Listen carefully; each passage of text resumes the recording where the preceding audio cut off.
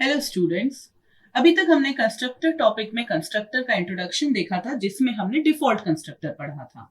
अब हम यहाँ पर टाइप्स ऑफ कंस्ट्रक्टर में जो दूसरा टाइप है कंस्ट्रक्टर का, पैरामीटराइज्ड कंस्ट्रक्टर, उसको पढ़ने वाले हैं।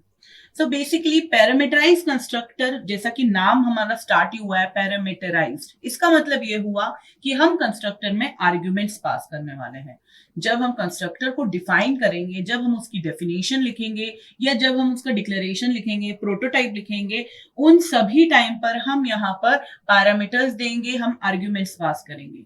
और अगर हम इन्हें यहाँ पर डेफिनेशन और डिक्लेरेशन के टाइम पर आर्ग्यूमेंट्स दे रहे हैं, तो इसका मतलब यह है कि जिस वजह से हमारा कंस्ट्रक्टर कॉल होता है, जो कि होती है ऑब्जेक्ट का क्रिएशन वजह, उसी कारण हमें ऑब्जेक्ट के क्रिएशन के टाइम पर ऑब्जेक्ट के साथ में हमको पैरामीटर्स भी पास करने पड़ेंगे, ताकि जब ऑब्जेक्ट क्रिएट हो रहा होगा तो हमारा कंस्ट्रक्टर कॉल हो रहा होगा, तो कंस्ट्रक्टर कॉल होते टाइम उसे वो पर्टिकुलर आर्ग्यूमेंट्स मिल सके और उन आर्ग्यूमेंट्स को लेकर हमारा कंस्ट्रक्टर का जो भी डेफिनेशन है, जो भी काम हो रहा वो हो सके और वो वापस वैल्यूज को ऑब्जेक्ट के क्रिएट होते टाइम हम जो भी हमारा डिस्प्ले देखना चाह रहे हैं वो हमें वैसा दिख सके।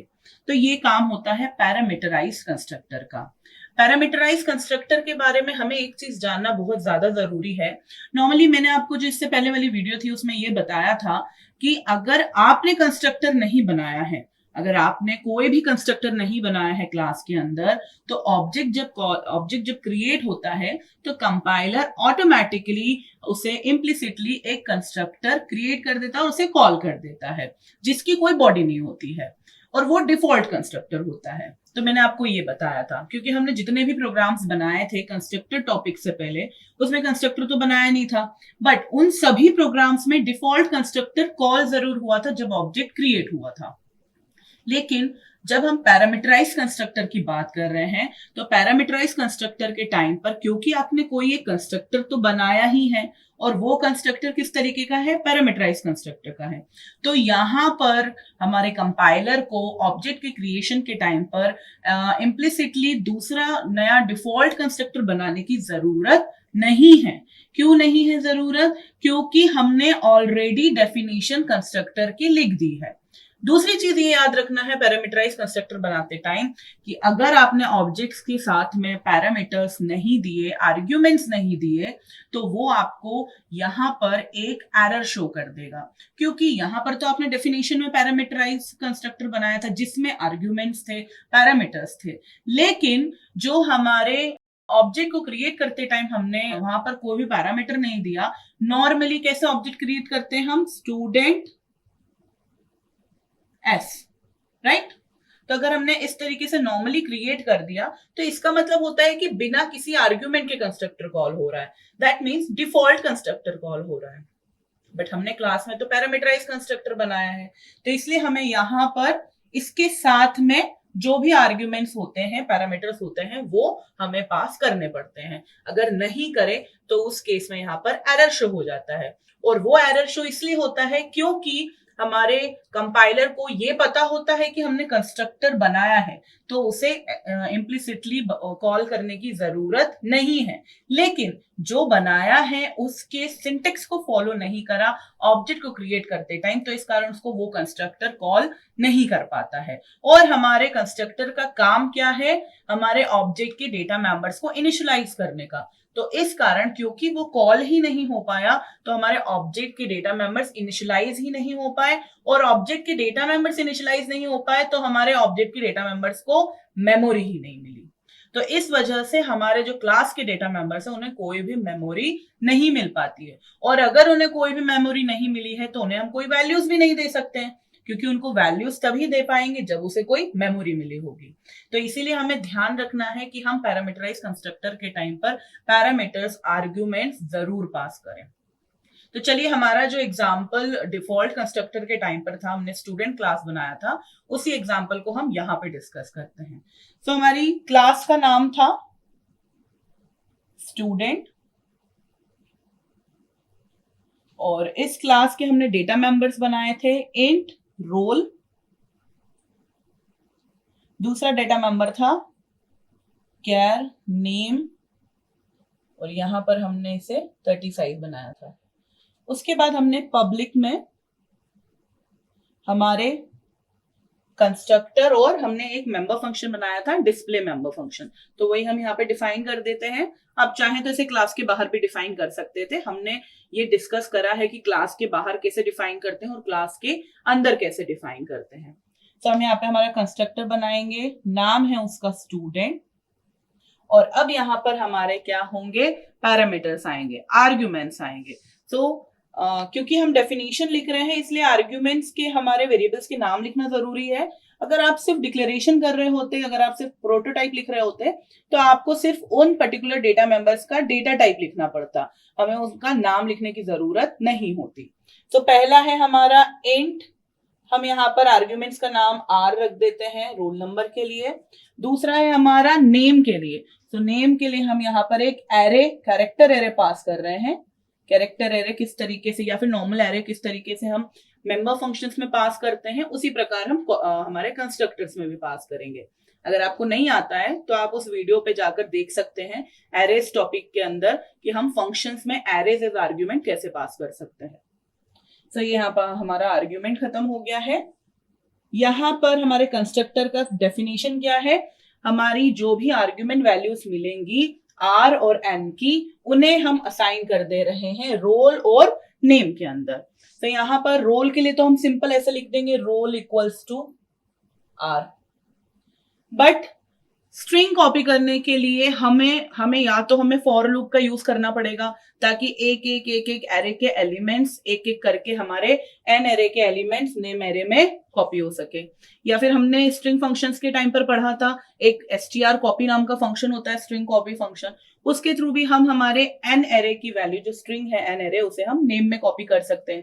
तो हम उसी का यूज कर लेते हैं, strcpy। और यहां पर हमारा सबसे पहले किसका नाम होता है, किस वैल्यू को लिखते हैं जिसमें हम कॉपी कर रहे होते हैं। तो यहां पर आएगा नेम, दूसरा होता है हमारा एन, जिसकी वैल्यू कॉपी कर रहे होते हैं। अब क्योंकि हमने strcpy यहाँ पर ऐड करा है स्ट्रिंग कॉपी फंक्शन, तो इसलिए अब हमको तीसरी हेडर फाइल इंक्लूड करनी पड़ेगी जब हम प्रोग्राम बनाएंगे। पहली थी आईओस्ट्रीम, दूसरी थी कोनियो, तीसरी अब हमको स्ट्रिंग हेडर फाइल भी इंक्लूड करनी पड़ेगी।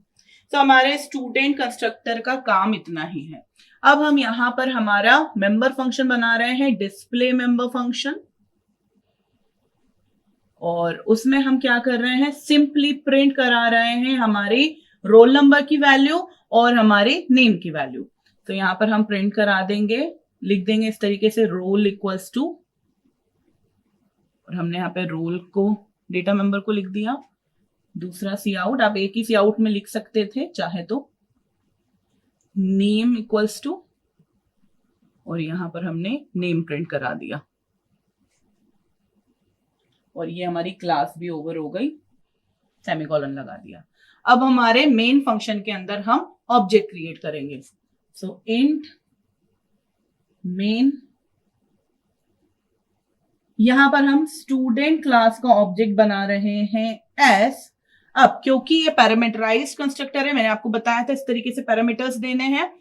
तो यहां पर हम पैरामीटर दे रहे हैं। पहला पैरामीटर हमें किसके लिए देना है, रोल नंबर के लिए, तो हमने डायरेक्टली फॉर एग्जांपल 1 दे दिया। दूसरा पैरामीटर हमारा कैरेक्टर टाइप का एरे, एक स्ट्रिंग है, और स्ट्रिंग डिफाइन होती है डबल कोट्स के अंदर, तो डबल कोट्स में अंदर हमने लिख दिया राधा। सो इस प्रकार से हमें ऑब्जेक्ट क्रिएशन के टाइम पर पैरामीटर्स देने पड़ेंगे हमारे कंस्ट्रक्टर को, पैरामीटराइज कंस्ट्रक्टर को। यहां पर हमने s.display कॉल कर दिया,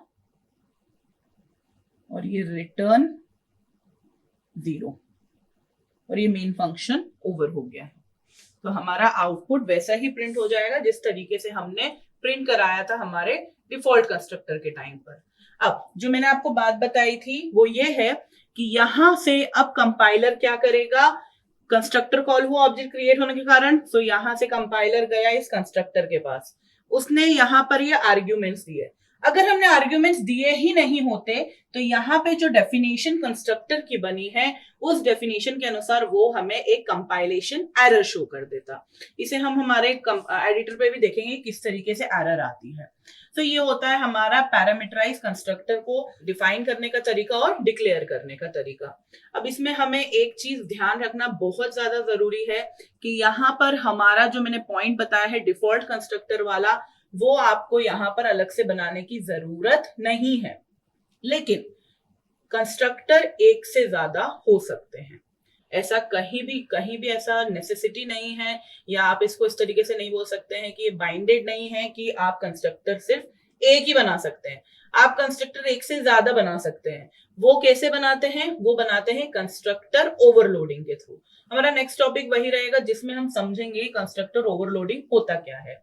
यहाँ पर जो हमारे डेटा एलिमेंट्स हैं वो हमने इनिशियलाइज करे हैं हमारे आर्ग्यूमेंट्स के थ्रू, और हमने इससे पहले जब डिफॉल्ट कंस्ट्रक्टर बनाया था उसमें हमने हमारे कंस्ट्रक्टर के अंदर हमने उन्हें इनिशियलाइज करे थे।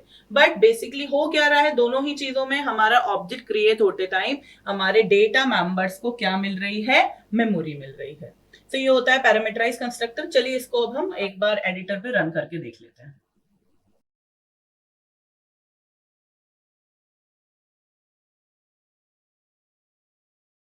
हमारा जो प्रोग्राम था उसमें हमने स्ट्रिंग कॉपी फंक्शन का यूज करा था, इसलिए हम यहाँ पर इंक्लूड कर देते हैं हमारी एक और हेडर फाइल string.h। अब हम हमारी क्लास बनाते हैं।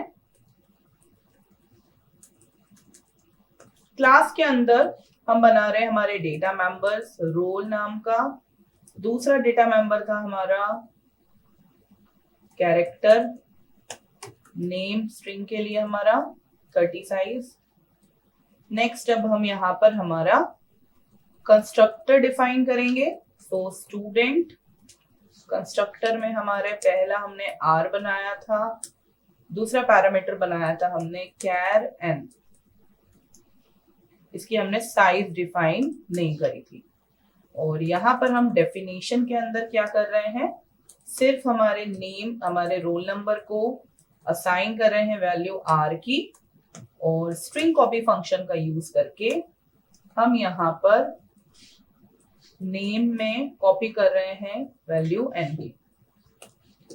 नाउ हमारा यहाँ पर पैरामीटराइज कंस्ट्रक्टर कंप्लीट हो गया है। हमारा डिस्प्ले मेंबर फंक्शन बना रहे हैं हम।